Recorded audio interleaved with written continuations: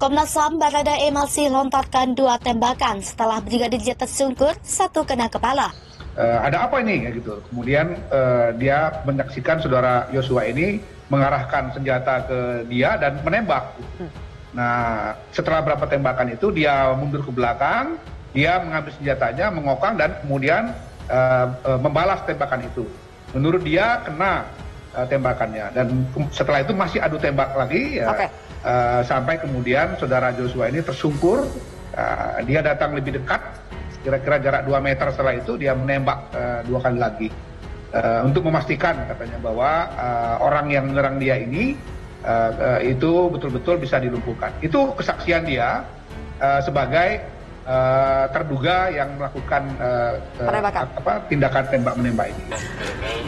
Dari hasil uji balistik yang sudah dilakukan oleh Puslapfor terkait 2 senjata yang diketemukan di TKP, yaitu senjata jenis Glock 17 dan senjata KS.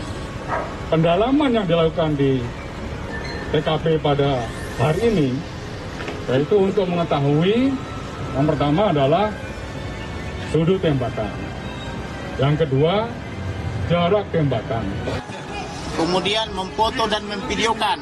Nah ini ditemukanlah ada beberapa sayatan, kemudian ada beberapa luka tembak, kemudian ada beberapa luka memar, kemudian ada pergeseran rahang, kemudian ada luka di bahu, ada luka sayatan di kaki, ada luka di telinga, kemudian ada luka sayatan di belakang, kemudian ada luka di jari-jari, kemudian ada membiru di perut kanan kiri atau dapat di tulang rusuk. Komisi Nasional Hak Asasi Manusia mengungkapkan Baradae Richard Eliezer atau Baradae masih melontarkan 2 tembakan setelah Pol Nofriansah Yosua Huta Barat atau Brigadir J tersungkur. 1 di antara 2 tembakan yang dilontarkan itu diarahkan Baradae ke kepala Brigadir J. Demikian Ketua Komnas HAM Ahmad Taufan Damanik dalam keterangannya di Sapa Indonesia Pagi Kompas TV, Kamis 4 Agustus 2022. Taufan mengaku sempat bertanya kepada Baradae, kenapa masih melepaskan 2 tembakan kepada Brigadir J yang telah tersungkur. Baradae, kata Taufan, dalam kesaksiannya kepada Komnas HAM mengatakan tembakan 2 kali dilontarkan untuk memastikan tidak ada lagi perlawanan dari Brigadir J. Taufan lebih lanjut menyampaikan Komnas HAM dengan data-data terkait penyebab tewasnya Brigadir J di rumah dinas Irjen Ferdisambo mempersilahkan penyidik untuk mengambil suatu kesimpulan. Sebagaimana telah diberitakan Kompas TV, Baradae telah ditetapkan sebagai tersangka dalam kasus tewasnya Brigadir J setelah memeriksa 2 saksi, setelah memeriksa 42 saksi. Dalam keterangan Direktur Tindak Pidana Umum Bareskrim Polri, Brigjen Andirian, disebutkan tidak ada unsur pembelaan diri dari Baradae di peristiwa tewasnya Brigadir J. Atas perbuatannya, Baradae dijerat dengan pasal 338 KUHP tentang pembunuhan junto pasal 55 dan pasal 56 KUHP. Andi menambahkan, kasus ini masih terus dikembangkan dan tidak menutup kemungkinan ada tersangka lain dari kasus ini. Baradae resmi jadi tersangka dan dijerat pasal pembunuhan. Baradae resmi jadi tersangka dan dijerat pasal pembunuhan. Polri resmi menetapkan Baradae sebagai tersangka pembunuhan Brigadir J atau Brigadir Nofriansah Yosua Huta Barat di rumah dinas Irjen Ferdisambo. Usai Polri melakukan gelar perkara dan memeriksa 42 orang saksi, Baradae ditetapkan tersangka. Andi menjelaskan 42 orang saksi itu sudah termasuk para ahli, diantaranya ada ahli biologi kimia forensik, metalurgi, balistik forensik, IT forensik, hingga kedokteran forensik. Sejumlah barang bukti sudah disita oleh penyidik, termasuk telah melakukan penyitaan sejumlah barang bukti baik berupa alat komunikasi, CCTV, dan barang bukti yang ada di TKP sudah diperiksa oleh laboratorium forensik maupun yang sedang dilakukan pemeriksaan di laboratorium forensik, paparnya. Dari hasil tersebut, penyidik sudah melakukan gelar perkara. Hasilnya, penyidik menetapkan Baradae sebagai tersangka. Menetapkan Baradae sebagai tersangka, kata Brigjen Andirian. Baradae dijerat pasal pembunuhan. Baradae resmi menjadi tersangka kasus kematian Brigadir Yosua atau Brigadir J.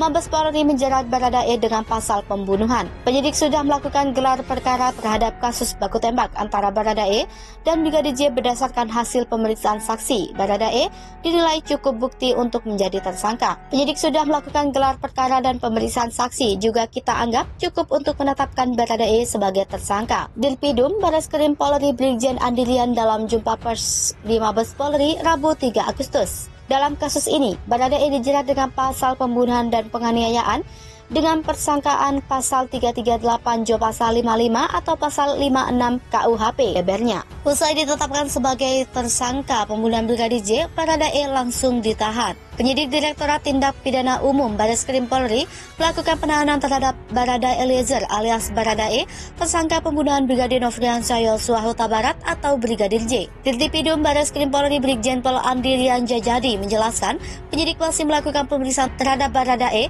yang saat ini berstatus tersangka. Setelah pemeriksaan sebagai tersangka, Baradae akan langsung ditahan di rutan Bareskrim Polri untuk kepentingan penyidikan.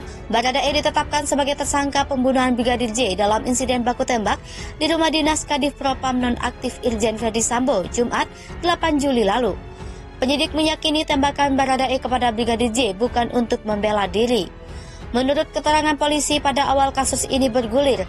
Dalam peristiwa tersebut, Brigadir J meninggal dunia dengan 7 luka tembak masuk, 6 luka tembak keluar, dan 1 proyektil bersarang di dada. Pihak keluarga Brigadir J meyakini ada kejanggalan dari kematian Brigadir J dan melaporkan adanya dugaan pembunuhan berencana terhadap Brigadir J. Laporan tersebut diterima Bareskrim Polri dengan nomor laporan LP/B/0386/7/2022/SPKT Bareskrim Polri per tanggal 18 Juli 2022. Dalam laporan tersebut, tim kuasa hukum melampirkan dugaan tindak pidana pasal 340, 338, dan pasal 351 ayat 3 KUHP. Sebelumnya, Baradae telah memberikan keterangan mengenai peristiwa baku tembak dengan Brigadir J ke Komnas HAM Selasa 26 Juli. Sebelumnya, Baradae mengaku melakukan tembakan ke arah Brigadir J karena refleks merespons tembakan yang lebih dahulu dilesatkan Brigadir J. Detik-detik Brigadir J tersungkur, masih ditembak dari jarak dekat, Baradae ungkap fakta ini. Dalam baku tembak polisi dengan polisi di rumah dinas Kadif Propam nonaktif Irjen Pol Verdi Sambo, Brigadir J tersungkur dan akhirnya tewas. Detik-detik Brigadir J telah diungkapkan Baradae sebagai pihak yang disebut lawan baku tembaknya kepada Komnas HAM. Adu tembak Brigadir J dengan Baradae oleh Komnas HAM juga tengah dicocok melalui temuan CCTV yang merekam kondisi rumah Verdi Sambo saat peristiwa terjadi. Baradae sebut Ketua Komnas HAM Ahmad Taufan Damanik sudah menjelaskan kronologi kasus polisi tembak polisi di rumah dinas Verdi Sambo. Brigadir J yang terlibat adu tembak dengan Baradae terkena tembakan hingga tersungkur. Kemudian Baradae mendekati dan kembali terjadi penembakan. Taufan dalam sebuah acara kontroversi milik Metro TV yang tayang melalui Metro News di YouTube mengungkapkan awal mula terjadi baku tembak dengan Baradae dan Brigadir J. Atas pengakuan Baradae kepada Komnas HAM, peristiwa itu bermula saat Baradae yang baru tiba di rumah dinas Verdi Sambo yang kemudian naik ke lantai 2 itu. Baradae naik ke lantai 2 menuju ke ruangan tidur ajudan. Kemudian, setelah mendengarkan teriakan itu, Baradae turun dan melihat Brigadir J. Setelah beberapa tembakan, Baradae menuju ke belakang, mengokang senjata dan membalas tembakan itu. Setelah itu masih adu tembak lagi sampai Brigadir J tersungkur. Masih menurut pengakuan Baradae, Kepala Komnas HAM, setelah adu tembak dan Brigadir J tersungkur, akhirnya mendekati dan menembak lagi untuk memastikan lawannya sudah dilumpuhkan.